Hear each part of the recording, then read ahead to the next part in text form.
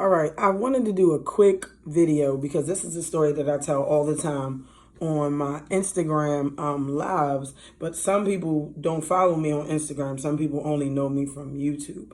And it's a quick love affair with Waistbeads and how I became so entwined with Waistbeads and the culture and certain practices and principles behind wearing Waistbeads.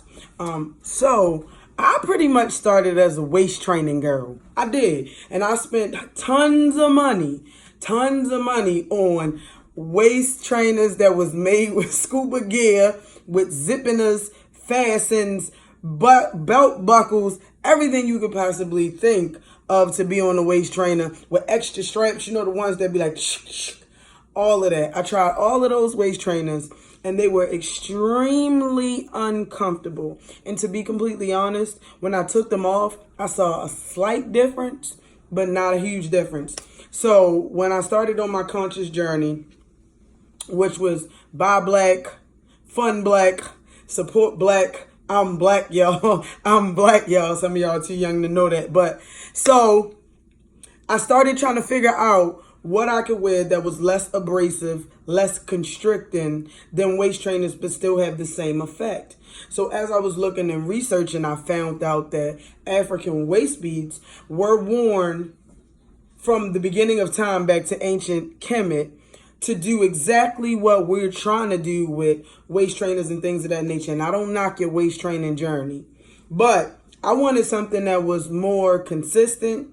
I wanted something that would give me evidence of my body inflection, whether I went up or whether I went down in my waist. So once I found Waistbeads, I'm talking about I fell in love. So here's the journey. I started trying to figure out who was selling them, and I couldn't find nobody selling them. And this was like, I don't know, this was a while ago. So then somebody put me on, my niecey poo put me on, and she was like, go to the African store because she had some. And I'm like, okay, I'll go. So when I went to the African store, it was a line of them all hanging up. They had the little twisty tie caps. They were beautiful, beautiful. Some were stretchy. So I said, well, give me this, give me that. Well, first set I tried on with my clothes on. And when I grabbed them, I was rushing. When I got home, they was too big. So all of them too big in my opinion. All of them fell around my waist. Now, some people say that's exactly where the waist beads are supposed to be. But I found out that it's easier to track your weight loss, weight gain if you have them in your belly button region. So anyway, I buy my first set, pop them. Pop them using the bathroom. If you watch your Waistbeads 101, I popped them. So I found myself going back to the store like probably every month. So I started doing my research like, okay, I need a better waist bead. So what I did was I started looking and I found this amazing queen in Cali that, number one, her customer service was impeccable. And she dealt with every single question. Because, you know, us beginning waist beaters, we got a lot of questions. If y'all see my inbox, y'all be like, sis. But it's only right. It's your journey. You are learning. You are connecting with your womb. Baba Haru said, we are all ancient spirits and or energies having a familiar experience. So this is something, if you're connected to waist beads, this is not something out of the blue. This is something that's ingrained in you. This is something that's in your DNA. This is something that's going to connect you to your culture. This is something that's going to connect you to your conscious journey, whether it be learning the origin of waist beads, learning about crystals, learning about womb wellness, learning about yoga, which started in ancient Kemet, learning about meditation and manifestation, which once again will lead you right back to your ancestors. So allow the waist beads to connect you with whatever you need to be connected with. So when we talked, she answered everything, made me her first set of waist beads. They had amethyst. They were beautiful. They were amazing. Went to Louisiana and ate like first time I went to Mardi Gras. Went to Louisiana and ate like a fucking dog. I mean, I ate everything I could get. Y'all know, anybody from Louisiana or that went to Mardi Gras, know you go for titties and to eat. That's it. You don't go for nothing else. So I seen the titties and I ate like a fucking dog. And when I got home, I felt them tighten and I'm like, please don't make my waist beads. Please don't break my waist beads. Sat down to do something and them things popped and shot all over the room. Now here I go, trying my best, trying to figure out how this lady did this stuff. Time back up. I had all types of shit. I had a rubber band on there. I had everything on there trying to keep these beads.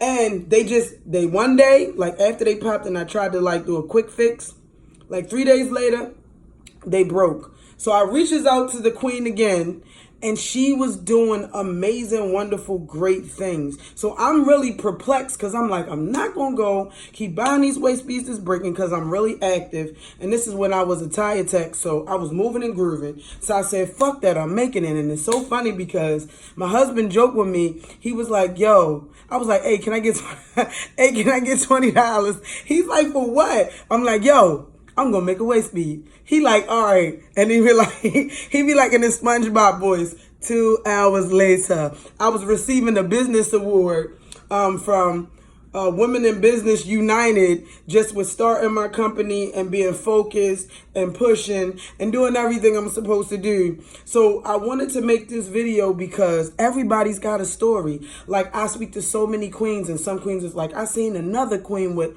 her waist beads on, or I'm trying to lose weight, sis, let's go, or I'm trying to connect with my womb, or I'm trying to do this, that, and the third.